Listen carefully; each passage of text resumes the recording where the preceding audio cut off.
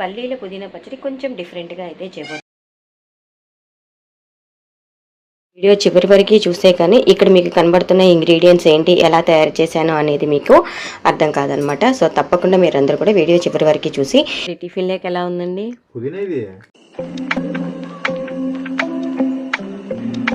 Friends, welcome back to my channel. నేను మీ హోతా అండి. ఇవాళ అయితే నేను మీకు చేసి చూపించబోతున్నటువంటి రెసిపీ ఏంటో తెలుసా? పల్లీల పుదీనా పచ్చడి అయితే చేయబోతున్నాను.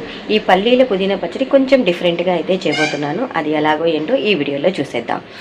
పుదీనా పచ్చడికి కావాల్సిన పదార్థాలు ముందుగా అయితే ఒక చిన్న కట్ట పుదీనా తీసుకున్నాను. అలాగే ఒక 50 గ్రాముల పల్లీలు, చింతపండు, ఎండుమిర్చి, వెల్లుల్లిపాయలు, రుచికి తగినంత ఉప్పు, పచ్చిమిర్చి, టమోటా. పుదీనా పచ్చడి మనకు టిఫిన్ లేకి చాలా బాగుంటుంది. అలాగే అన్నం లేక కావాలి అనుకోండి, మీరు కాస్త కారం ఎక్కువ వేసుకుంటే సరిపోతుంది.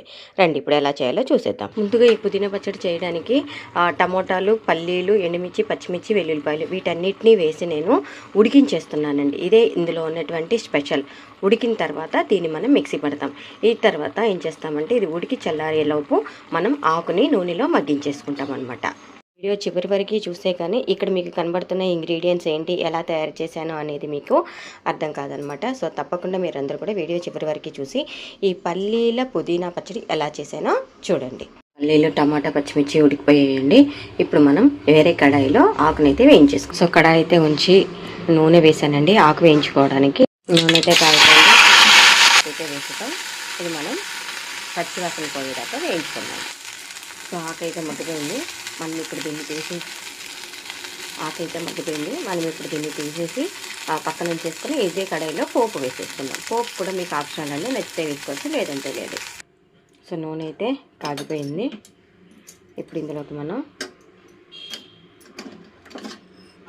ఆవాలు, జీలకర్ర, మెంతులు,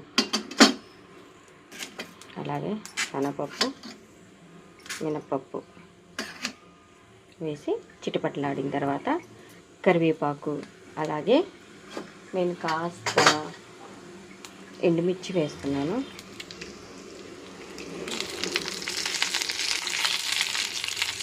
సో పోపు అయితే రెడీ అయిపోయింది. ఇప్పుడు మనం మిక్సీ పట్టేసిన చట్నీలోకి ఈ పోపుని కలిపేసుకుందాం.